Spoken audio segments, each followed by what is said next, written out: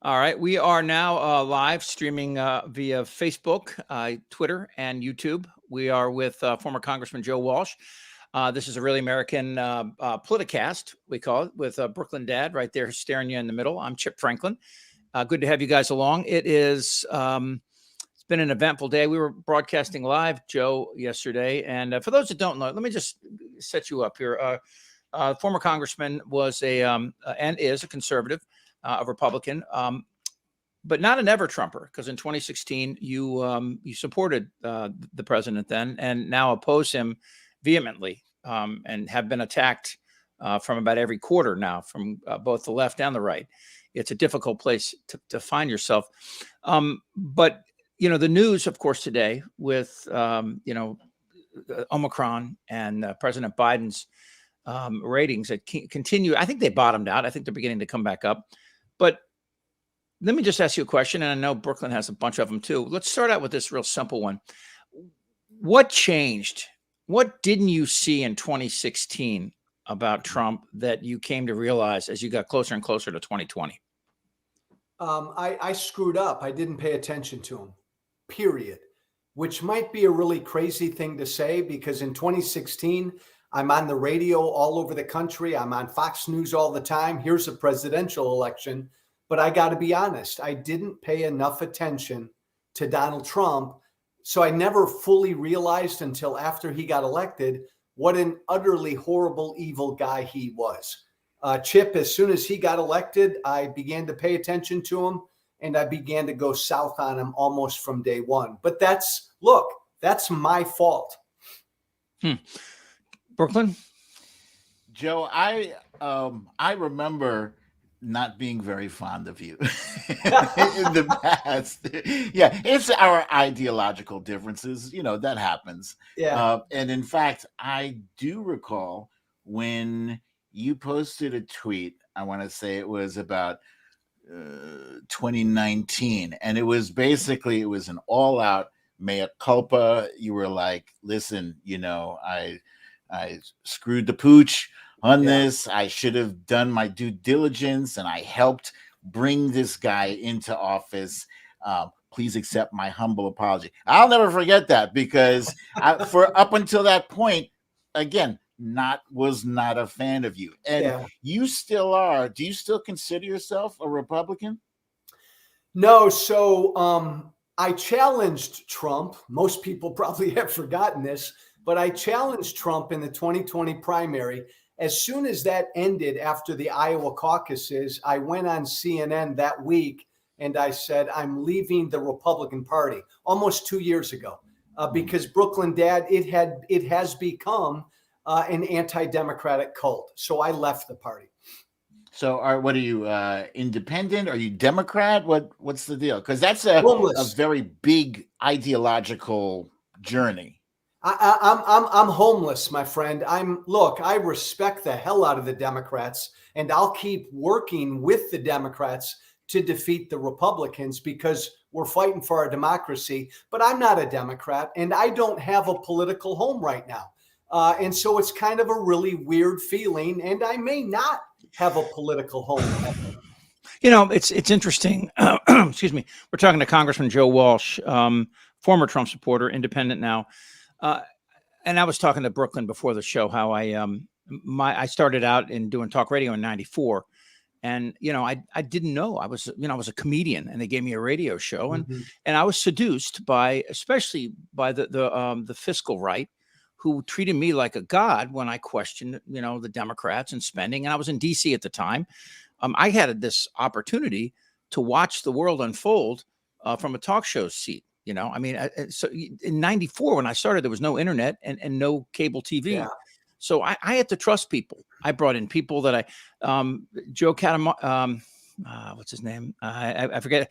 Paula Jones, producer, became a good friend. And he's a huge Trump supporter today. I didn't see that. There's no way. I mean, the people that I liked, from George Will to Bob Ehrlich, the former governor of the state of Maryland. I mean, we were friends. My wife and I went to the governor's mansion a lot. I liked him. I thought, here's a pragmatic sort of guy. I met all these Republicans. And then Trump came along.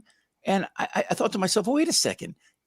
this is a guy that lampooned the Republican Party, that has been pro-choice his whole life, that has mocked Republicans, especially as a developer in Manhattan, and now everybody comes to embrace him. And I want, I look in that 4 year. I mean, the 2 years leading up to 2016, he was a reprehensible human being. And my wife and all of our friends that have been in politics, I grew up in DC. I worked on Capitol Hill as a kid. I worked for Tip O'Neill. I look at this now and I think to myself, how did it go south so quickly? Chip and Brooklyn Dad, maybe you'll agree with me. Trump won because our politics is broken. Look, I will argue till I'm blue in the face. We needed a disruptor in 2016. We didn't need an evil, horrible human being like this. But the Republican Party to me sucks. The Democratic Party to me is kind of broken. I was in Congress. I know our political system is broken. So when Trump came along and said, I'm going to drain the swamp and burn it all down and start over, look, a lot of people wanted that. That resonated with people. He was the bad disruptor. But I would still argue we need some good disruption in our politics. But isn't the nature of politics to move snail-like? I mean, that's how we want it to move. We because the actions are so macro and so large that if they move the way, talk show hosts want it to move, it would be a disaster, right? Agreed. But I think we're at a unique moment in American history where the American people, I think over the last 5 or 6 years, have woken up, and whether left or right, they want more dramatic change. They have felt ignored by their political leaders, Republican and Democrat, which is why they embraced this asshole 5 years ago. That populist sentiment, and Brooklyn Dad and I could disagree on a lot of issues, but even in the Democratic Party, I think that populist sentiment is still there.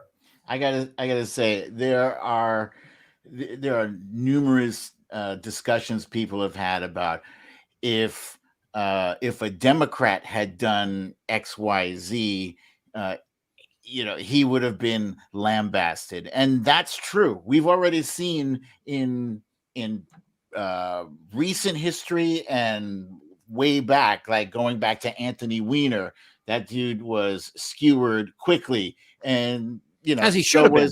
Yeah, but so was Al Franken, who people debate maybe he should not have stepped aside. Also, Andrew Cuomo, rightfully, skewered immediately. But there's not that same sense of responsibility or accountability on the right, and I feel like that's what's missing. Like, we only have, in a room full of politicians, it seems like only the Democrats are willing to hold themselves accountable, and the Republicans are just like, anything goes. And if that persists, is our democracy in jeopardy?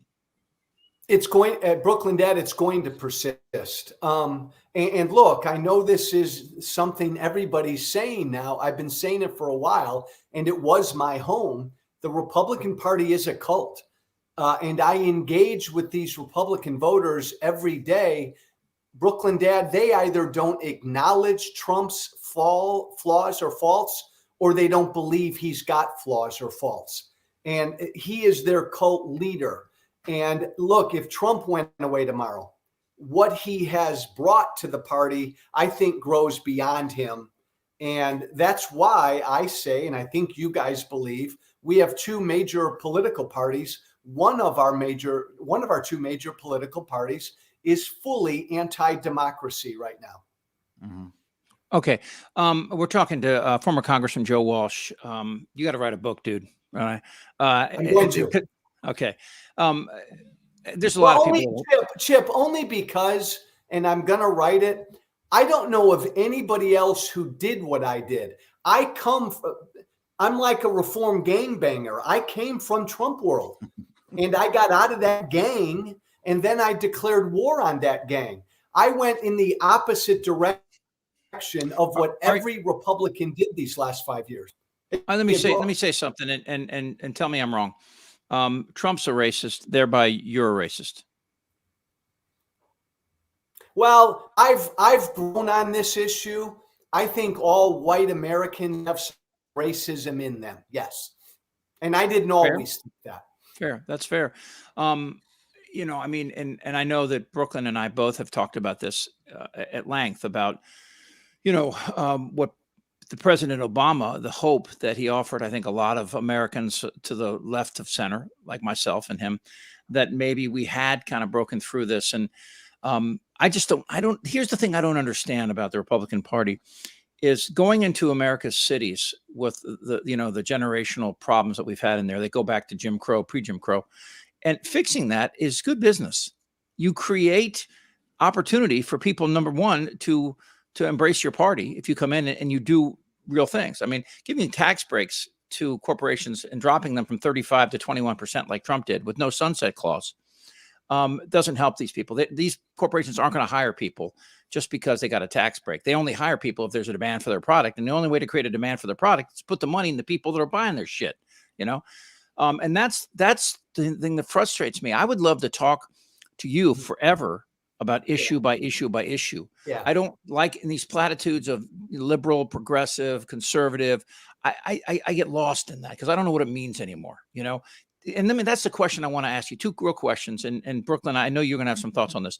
Number one, when you came into Congress, did the Republican whip sit you down and say, look, boy, this is what you're going to do? Because I know this is the way it used to be. And if you step out of line, we'll primary your ass. You're going to do what we say. Did you get that conversation? Yes. Really?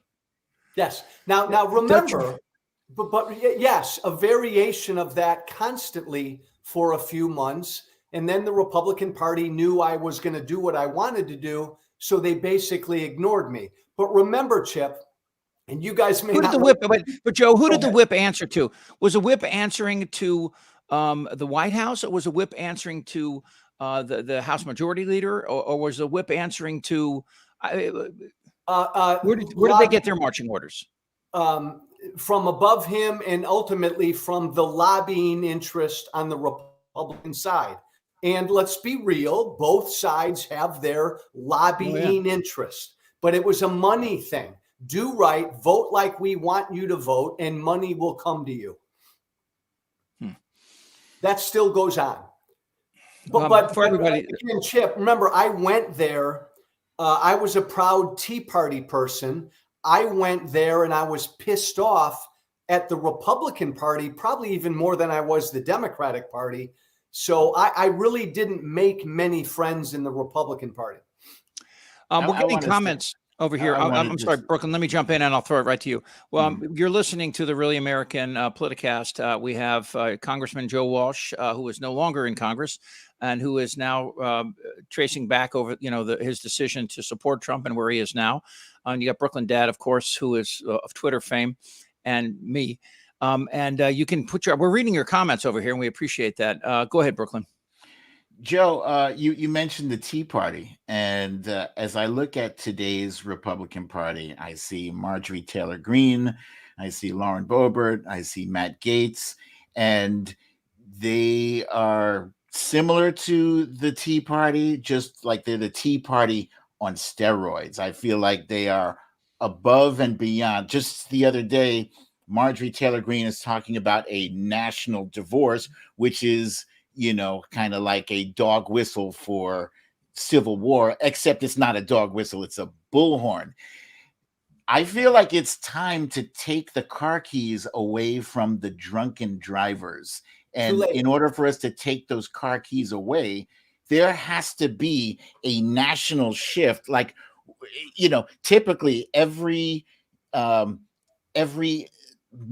election following a presidential election, whoever's in the White House tends to lose the House and or the Senate.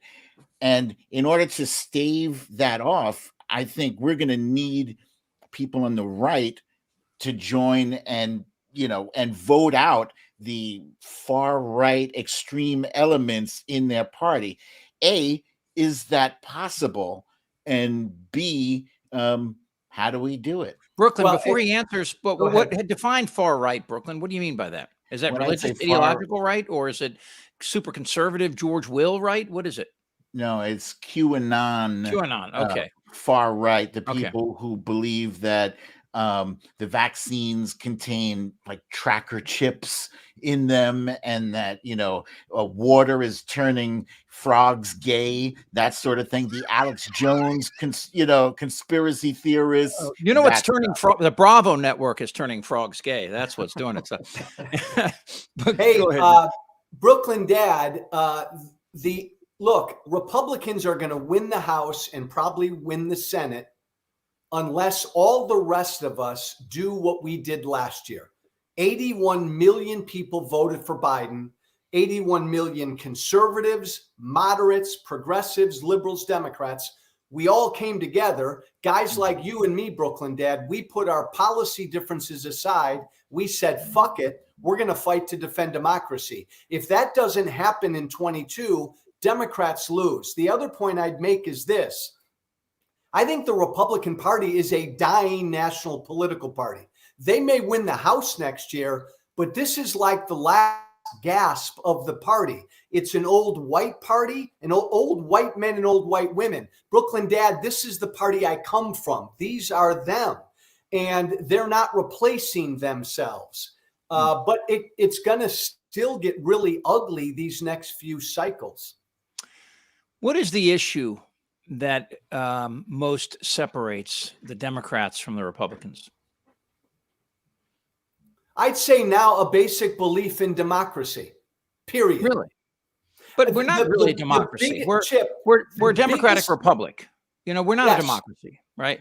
The vast majority of Republicans that I hear from every day, the base of the party, no longer believes in democracy. I'm telling you that. You should hear what I hear every day. Most Democrats, free college tuition, healthcare for all the rest. I may disagree on a lot of that policy, but they fundamentally believe in democracy. Yeah, interesting.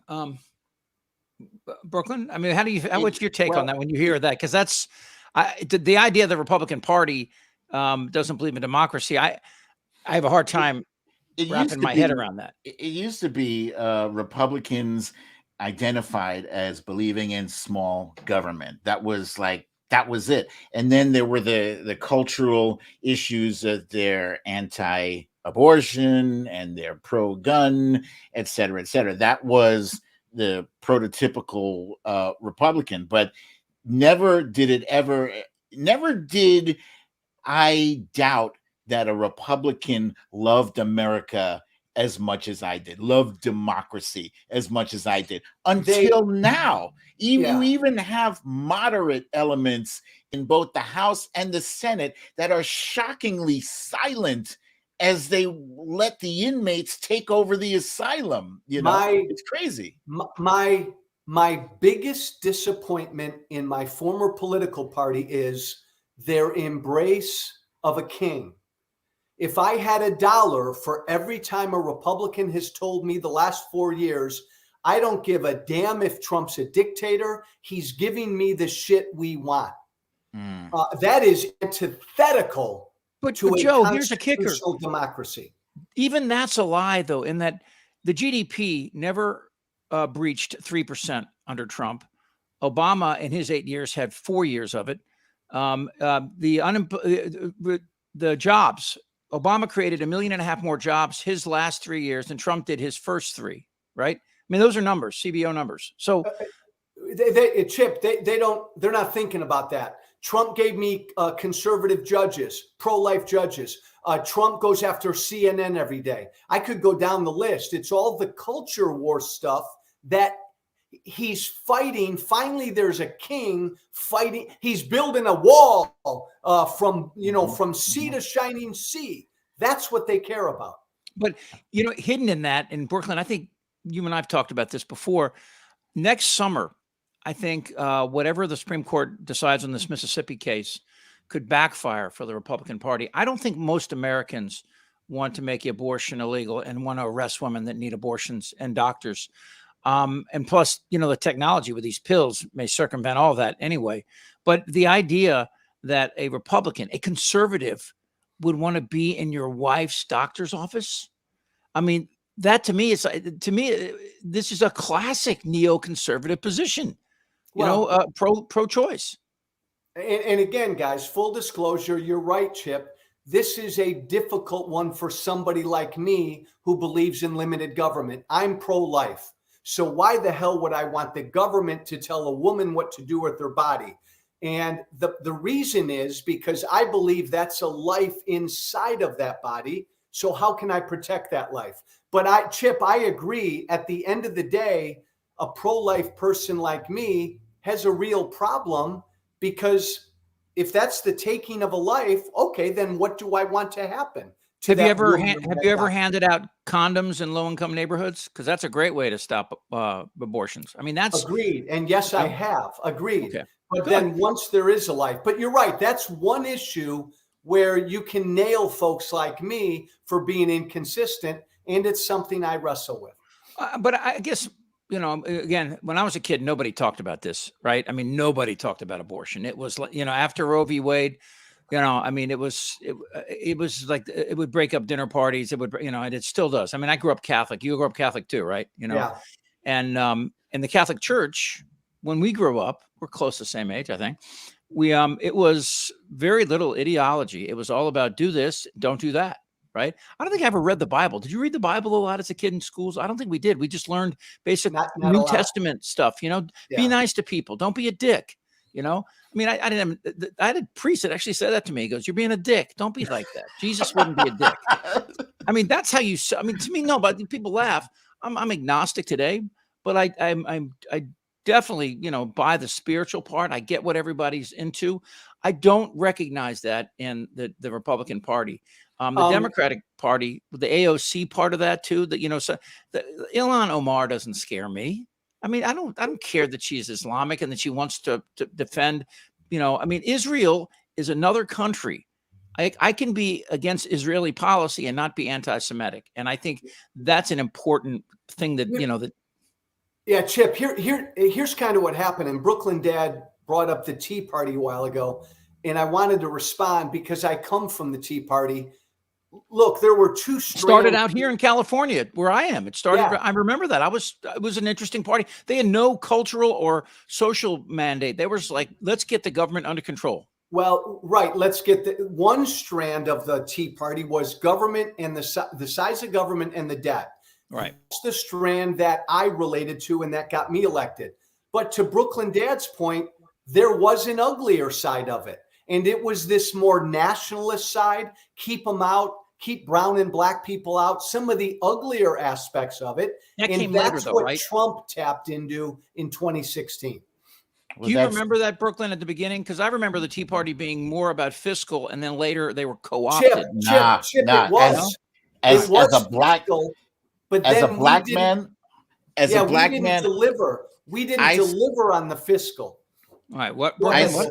As a black man, I saw those Tea Party protests, and like the only thing that was missing were hoods and burning crosses. To me, that's what, like, my spidey senses were tingling when I saw people spit on members of Congress, when people were burning things of Obama in effigy. It was horrible. To me, it was only about that cultural thing. It felt like a visceral reaction to the fact that we put a black man, we had the audacity to put a black man in the White House. I'm not saying you, Joe. Yeah. I'm not saying you. I'm sure there are plenty of elements of the Tea Party that were all about the fiscal. I'm telling you what my spidey senses observed and felt, right? And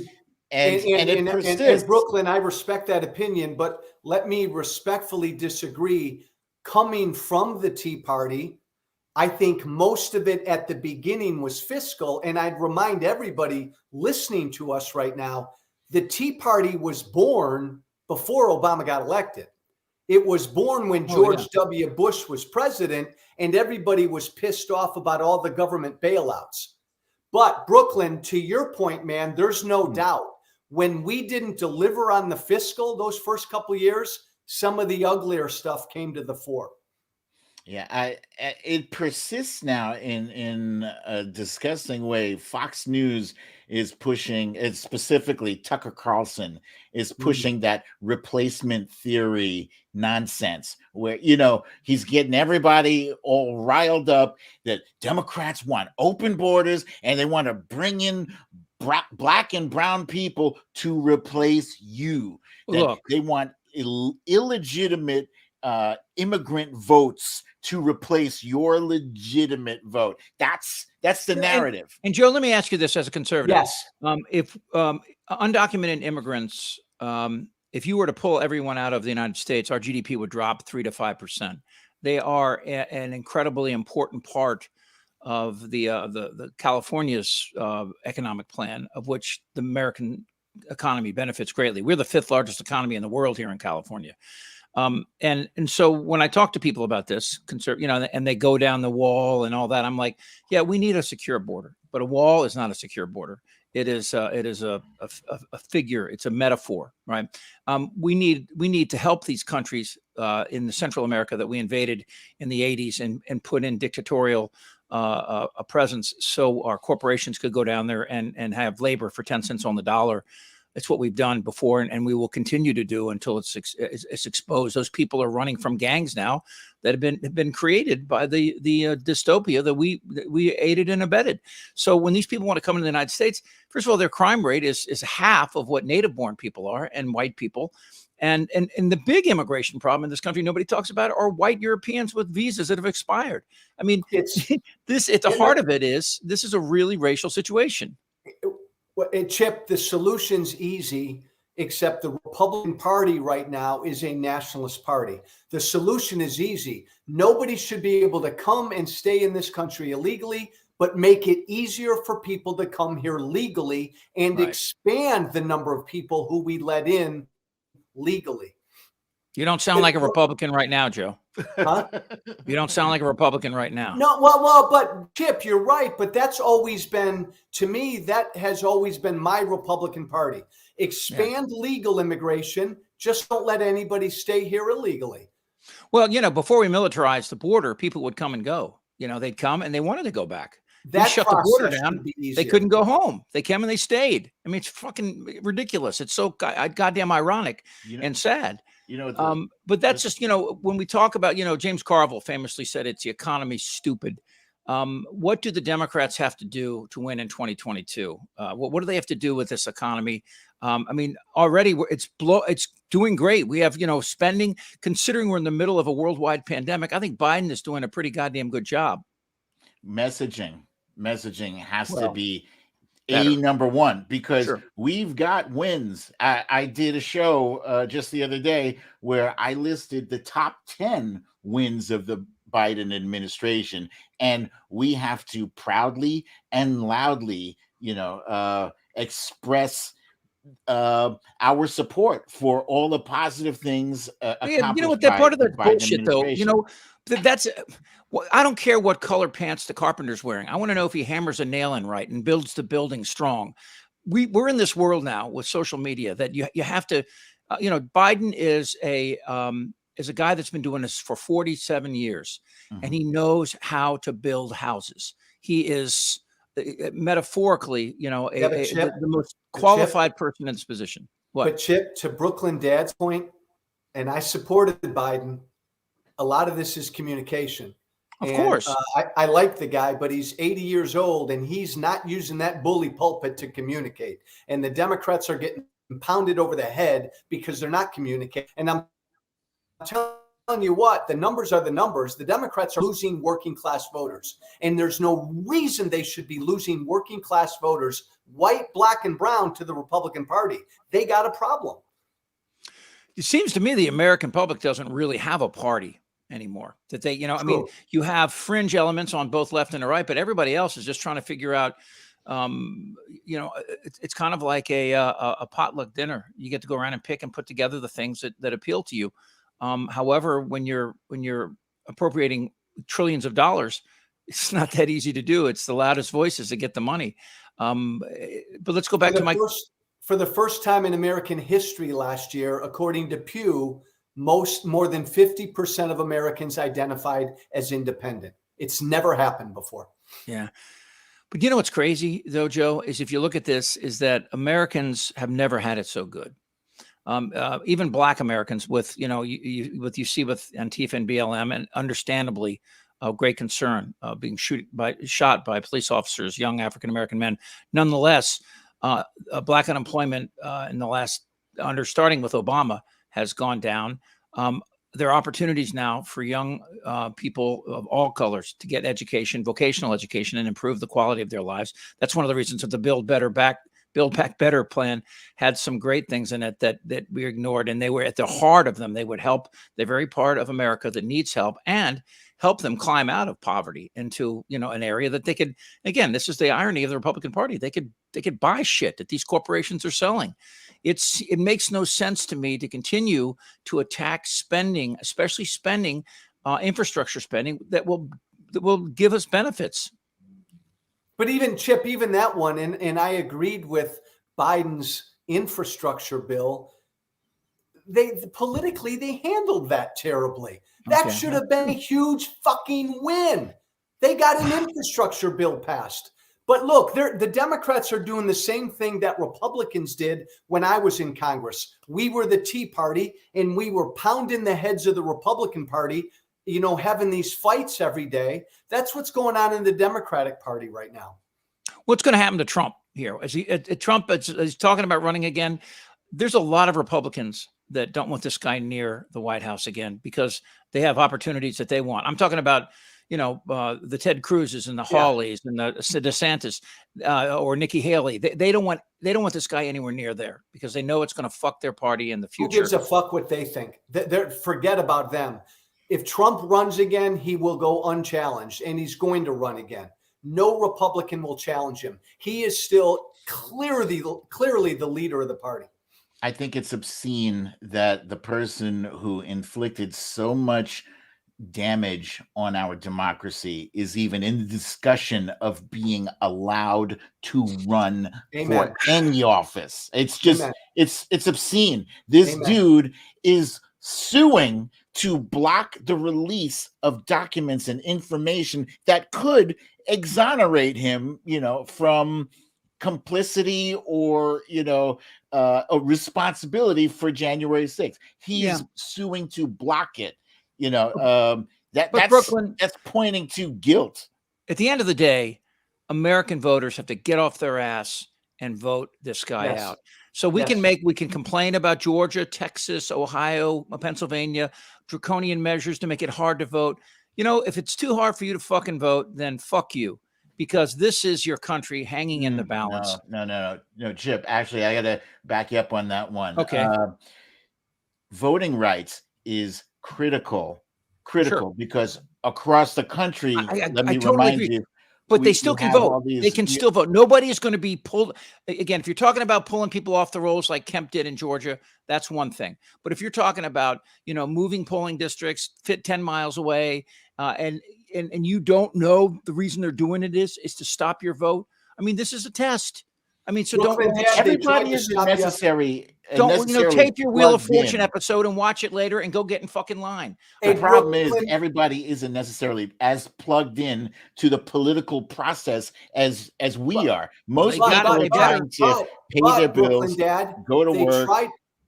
They don't know that districts are being moved, that drop off mailboxes are being eliminated. They don't know these things. Well, we should tell them it's time for them to vote. But Brooklyn Dad, I'll remind you that in 2020, Republicans and Trump did everything they could to stop people from voting. 81 million people came out and voted for Biden. If you want to vote, you can vote no matter what the hell Republicans do. Get out there or you're going to lose in 22. You going to run again, Joe? I don't have a home. I don't have a party. Who's going to Brooklyn Dad likes me because we have fun together and we're kind of buddies. But the left doesn't like me. The right doesn't like me. I don't have a home. Well, Joe, actually, you do still sound like a Republican. I listen to, I mean, you say you don't have a home, but you have a home. You do. Your home is overrun with anarchists, basically. The Marjorie Taylor Greens and the Lauren Boeberts, Matt Gaetzes, the Louis Gohmerts. They've all taken over, and Trump.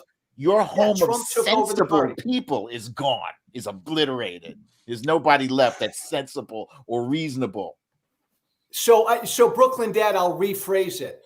My beliefs right now don't have a home. So what can I run for? I could run as an independent. Somebody should run as an independent for president. Well, I mean, obviously, if it's on the right, it will guarantee. Well, I don't know. There's no guarantees anymore. When you look at states like Ohio and everything from Nevada, Arizona, Texas, Florida. I mean, there's so many of these states that just a couple of these states moving the other way can affect the entire election. We saw that 4 or 5. Hey, Brooklyn Dad, here's the good news. Even if you and I disagree on a lot, we're going to be buddies in 22 again, and probably buddies in 24, because we're just going to have to support Democrats to beat Trump. Well, here's the thing. I got a question for you about is it possible for people like you who are well-known former Republican, personalities, to convert people, enough people who are disillusioned with the cray-cray that's going on? Is it possible for you to get out there more, and convince people, look, come on over to this side. It's not perfect, but it's better than that shit. Short answer is yes. Some can be converted. I wish I was on Fox News. I could convert more. Chip and I have talked. I wish I was still a syndicated conservative radio guy, but they won't let me on because I oppose Trump. So every other platform I have, my friend, every week I talk to hundreds of these people every day. I'm able to convert some every week, but most of them I can't convert. What bothers you the most about Trump? Every time he opened his mouth, he told but I mean, substantively, what is it? He was a traitor to this country. Okay, so you're familiar. Then you go deep on the Russia stuff, right? I mean, he sold us out to Russia. Period. He did. And I don't know. We have Eric Trump on the record saying that they got all their money from Russia, and that's why I believe that to keep him quiet, he'll get more money from Russia moving forward. Everybody talks about these lawsuits and, pending bills he has coming up in the next 3 years to the tune of $1 billion. And I don't think he has much money left. I think he'll get the money from Russia. I think he'll get it. And, I mean, look, we just track Manafort. Oh, my God. Manafort coming from Ukraine and being close to Putin and then coming here and working for free. I mean, in the summer of 2016. And then, when Carter Page went back there and we pulled the support from Ukraine off the Republican platform, everything about that, I've been screaming about that shit for 5-6 years and no one cares. That part, that's scary. So, yeah, that was a good answer. It's really scary. And Brooklyn Dad nailed it. The leader of the Republican Party is a traitor to this country. It's almost impossible to believe. How complicit are, McCarthy, McConnell, the top people at the top? I mean, they took money, Russia money too. McConnell took a shitload.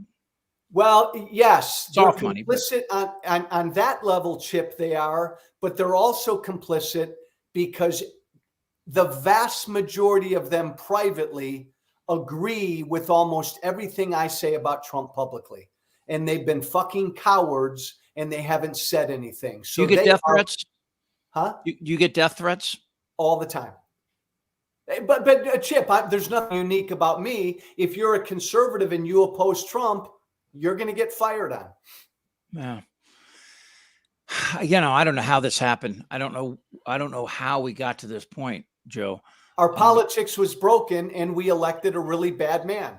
Well, by nature, politics is broken. I mean, this is nothing new.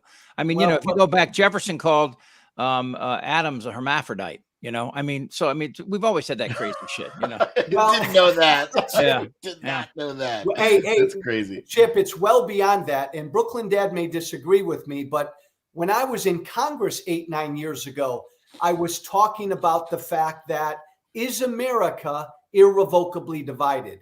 Can we stay united? We are at a really scary point in this country. Can we stay united? Well, I mean, I think at the heart of who we are is a big fucking Thanksgiving fight. I mean, to me, that's the nature of this country, and it's always been that way. You know, the founding fathers didn't anticipate the two-party system right away because they were so focused on King George. You know, but you know, Hamilton saw it early on. He saw that there's going to be a problem asking Virginians to pay tax to bail out banks in New York, right? He could see it early on. And that great compromise from the, you know, you saw it in Hamilton, the room where it happens, you know, when they sat down with Jefferson and Madison and they said, let New York handle the finances and put the capital in Washington, they got screwed. And just a couple of years later, both Jefferson and Madison were bankrupt. You know, it's Einstein said, you know, you think relativity is hard, try compound interest. The American public is not that, they don't have that much time. So you're right. Both you're right about messaging. I'm gonna tell you what really gets me, what irritates the hell out of me. The discussion in 2022 should be on the economy. It's the economy is stupid. That's where it should be. Where it will be is on the culture wars. It's going to be, not that it should be, but it's going to be on CRT and things of that nature. And what offends me about that whole CRT thing is that they blatantly, this guy, Christopher Rufo, he went and said, this is what I'm going to do. I'm going to take all these things that irritate conservatives about race and that whole thing, and I'm going to package them all in this CRT discussion and weaponize it. And that's what he has done. And as a result, you know, people are talking about not teaching the history of slavery and the history of racism in America. And those who forget the past are doomed to repeat it. And, you know, Chip, you mentioned earlier about, you know, when we elected Obama, maybe we were moving into that post-racial thing, but that whole thing was a mirage. And we can't get to a post-racial thing until we deal with the structural systemic racism that still exists, that is still hurting people of color to this day. And it's not going to be solved if the people on the right are getting people all riled up and saying they want your sons and daughters to feel guilty for being white. You know, they want your sons and daughters to feel guilty about being oppressors. And so they're distorting the whole conversation and weaponizing it. Yeah, and we're not going to go anywhere. But Brooklyn Dad, they're getting people on the right riled up with that stuff. The rest of America, the majority of America, should focus on saving democracy and the economy. But again, I go back to this. The Democrats right now have shitty messaging. Mm-hmm. Yeah. You know, I used to say this, Joe. I used to say that a cynic is a skeptic with all the facts. But then now I believe that an optimist is a cynic with children. And you have to, you have kids, right? we all have kids, right? And, you know, and you know, trying to deal with them through the post social media. My kids are older. My sons are in, you know, 30 and 33. So they're obviously in a different vein than most of the people listening, their children, if they're in their 40s or so. So, I mean, looking at the future, somebody just texted this here, and we're getting a thank you, by the way, for everybody. Somebody said, thank you, Chip and Brooklyn, for doing this. They've, she goes, I finally feel like I can be heard. Of course, you can tell me to shut the fuck up. LOL. To me, that's America right there. You know, if I were going to do, the first thing I would do, I think, if I could like have a constitutional convention, is I would put the word fuck into the Constitution, because it's such a great word. Fuck, I mean, it's just at some point, you know, fuck. You know, it's a bad word. And I got drunk. Tequila's my drink. I got drunk 2 or 3 weekends ago, and I fired off a tweet on a Saturday night, like at 11, that basically said, I love democracy. Fuck Trump. Fuck Trump. Fuck Trump. I'm going to defend democracy. I agree with you. I love that. You know, it's funny. Do you still go to Catholic church? Yes. Okay. Because I did stand up for most of my life. And one of the early jokes I did that would never let me do on television was that my mother told me I should marry the first person I had sex with. And I said, I don't see me spend the rest of my life with Father O'Reilly, you know, and Oh, shit. Brooklyn Dad, slap him. No. He did. Yeah. But the real Oh, key, the real key. Oh, come on, Joe. Come on. Like I'm making this throw shit the up, flag. right? Yeah, Somebody right. throw the flag. Yeah, but I think that I do think Americans are. As we'll wind this up here. We just first of all, thank you so much for being with us. Thank you, Kick guys. ass, and I don't think you're as far. I would love to have a longer discussion over some of that Policy. tequila, and talk about politics. And maybe we should do one of these tequila broadcasts where we do a shot every time somebody says Trump. Shit, we'd be on the floor. But there is, I can't help but believe that, again, it's white privilege speaking to a certain extent, that, that we're getting better, because I have a lot of friends of color and people of LGBT and that struggle, I mean, it's real quick. I'll tell you the story. I was all over Dave Chappelle, and I knew Dave from when he was a young kid. I was an MC when he was 13. I brought him on stage back in DC, right? So we go way back, and I was upset by what he said about trans. To me, trans people have it tough enough, right? Nobody chooses to be trans. It's a physiological, psychological blend of tough time for the rest of their lives. And so I was pissed, and I'd be going off on him, and as a talk show host, right? As we do, we're never short on hyperbole or invectives and pejoratives, right? And so I'm really upset, and I'm saying that. So I'm walking to work one day. I took Bart into work, and this is just about 6 weeks ago, maybe a month ago, yeah. And I'm walking up Battery Street, and who do I run into on Battery Street walking to work but Dave Chappelle? And so we said, hey, how we been? We're talking about these, and it occurred to me, am I going to judge people for the rest of their lives by one thing they say? Because that's where we are now, in this super woke world. And as Bill Burr said, I had him on the show, but he goes, look, guy says a shitty thing 7 years ago and doesn't say anything since then. I assume he figured out that he fucked up. And why do we have to drag him through the dirt the rest of his life? Yeah. And I would like to see that on both sides. I would like to see people that can go back and look at, at 50 Cent's early days and see that he's a different guy, or any of the rappers that we love to take out, for things that they did early on. It should be on both sides, and we should have that discussion. And I think we can. Thus, bringing the word fuck back would be a first step, so we can all talk the way we're actually thinking instead of tiptoeing around, doing my Lindsey Graham impression. Anyway. Amen. But yeah, so I thank you so much for being here. Brooklyn, any final thing you want to say here? Yeah, I think on the topic of wokeness, I think there is a time and a place for what people are calling woke. And also the term woke has also been weaponized too. But woke basically just means like, you're paying attention to how you speak to and engage with people who are different or other than you. And it's important.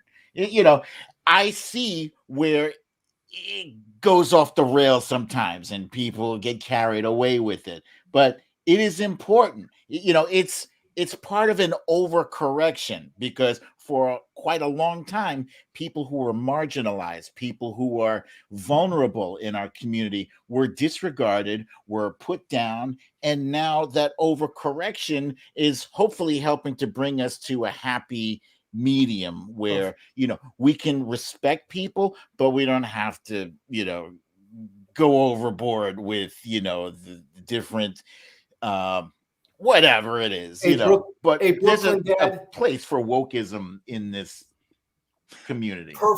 Brooklyn Dad, perfectly put. And I'll close with this. You're right. We are going through a course correction right now. And us white folk need to feel a little uncomfortable right now. It's a good thing. I'm proudly woke, but Democrats don't shove wokeness down our throats. I'm woke because I got myself educated. Let's educate people to be woke. Last question, Joe. I can't let you go without asking this. How was your years in the Eagles? Was it fun? Have you ever run into Joe Walsh? He sued me when I first ran for Congress. He sued me because I used one of the songs at a campaign event.